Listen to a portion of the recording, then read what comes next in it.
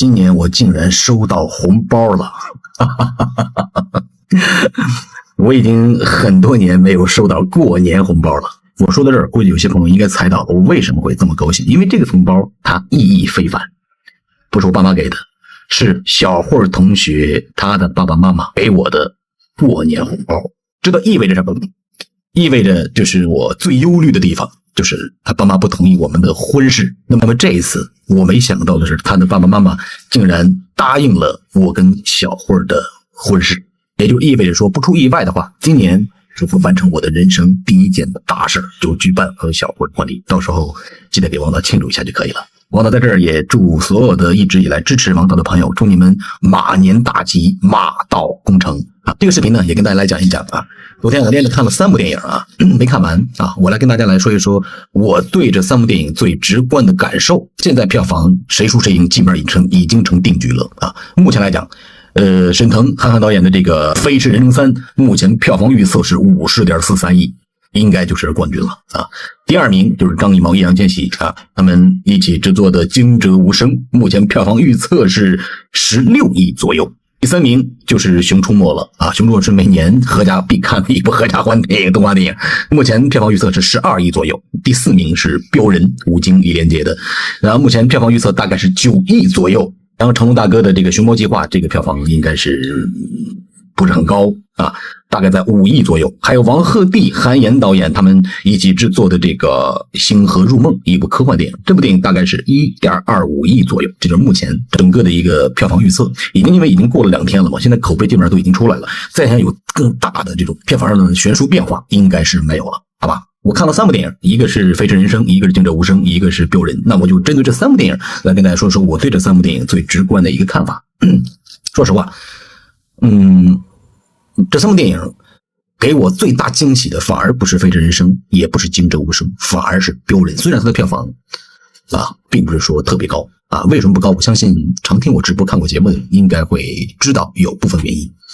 那我先说这个《飞驰人生》吧。为什么《飞驰人生》并没有达到我的预期呢？好看，那当然是好看啊！原班周到人马有1、2的基础啊，包括像《速度激情》这样的非常狂野的这种赛车的戏码，果然是精彩啊，好看啊，能值回电影票。但是我觉得，为什么说没有达到我的预期呢？就是它第3部跟第2部来讲，就是首先它没有突破啊。那么从笑点来讲，幽默程度来讲，不如第1部，甚至也不如第2部，就很明显。这里边尤其是这个沈腾整个的他的情绪，包括尹正，包括开场几场戏都很尬，整个的情绪是往下掉的，不像原来就攒了一股劲儿。因为我知道你可能会觉得，就很多这个精心设计的一些包袱或者桥段，所有的人都卯着劲儿来演，好像这次好像是这个整个的劲儿往下掉了一点心气儿。所以我觉得从喜剧的部分来讲，幽默的程度来讲，我觉得是没有达到我的预期。直到魏翔出来之后啊，整个魏翔还是鼓着，还是卯足了一股子劲儿来演啊。他出来之后还略微的有一些精彩的小设计、小桥段，我觉得很好啊。除了这一点，我觉得整个电影呢基本上挑不出任何的毛病啊。赛车戏码依然的很精彩，依然的风驰电掣啊。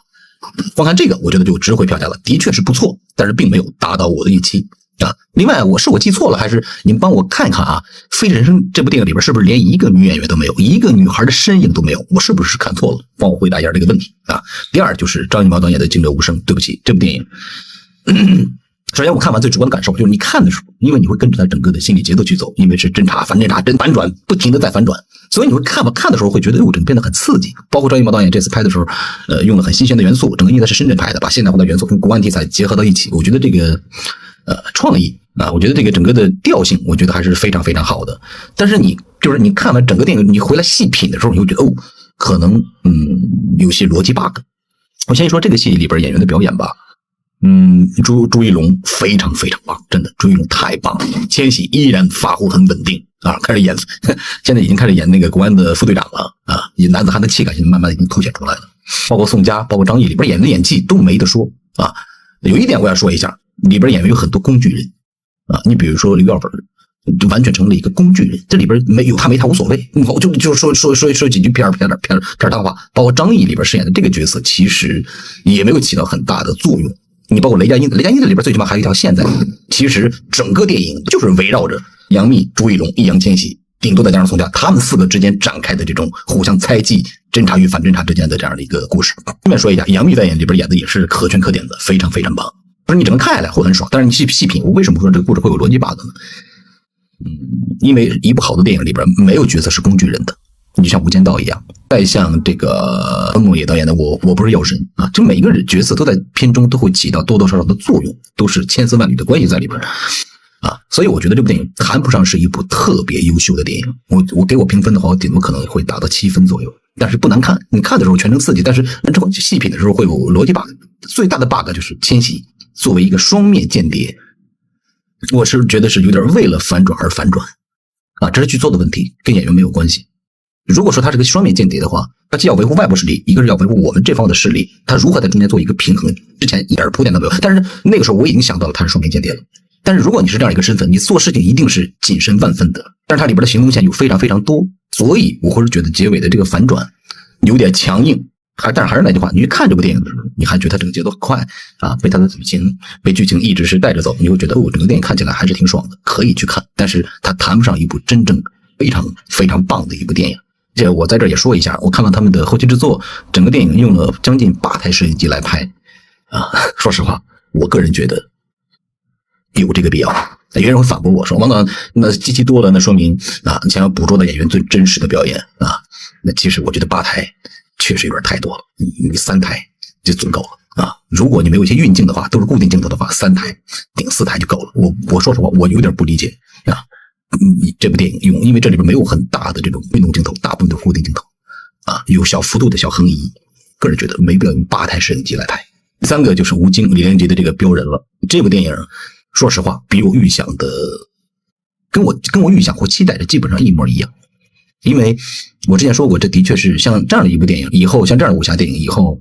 我们很难看得到了啊，因为它集结了老中青所有国内基本上最优秀的动作演员，吴京李连杰谢霆锋，包括新生代的，包括这个刺杀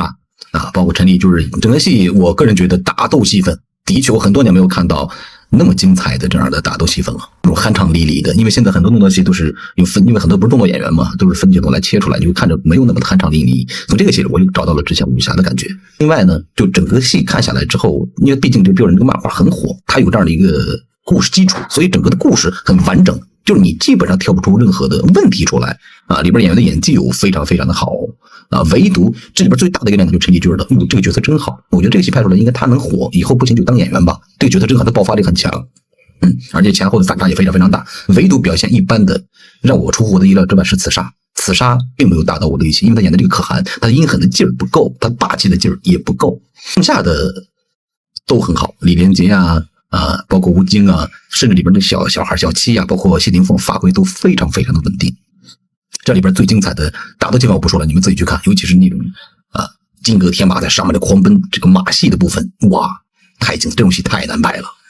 啊！所以这个戏我个人评价还是非常非常高的。也就是说，我看完这3部电影，给我反而最大惊喜的是标人，只是目前它的票房目前从这3部电影里边应该是最低的啊。就简单跟大家说到这儿了。看来另外这部电影我看完了，也会给大家出一个简单的影评。最后祝所有的朋友们马年大吉，马到成功。